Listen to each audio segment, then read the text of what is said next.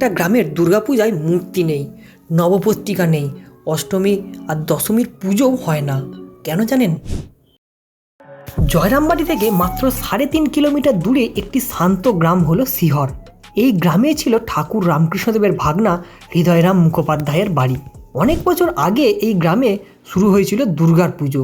পুজোর আগে হৃদয়রাম মামা রামকৃষ্ণদেবকে সশ্রদ্ধেয় আমন্ত্রণ জানান, কিন্তু তখন ঠাকুরের শরীর ভীষণ অসুস্থ, দেহ ছিল অন্য জায়গায়। তবুও তিনি বলেছিলেন, তুই পুজো শুরু কর, আমি তোর পুজোতে যাব।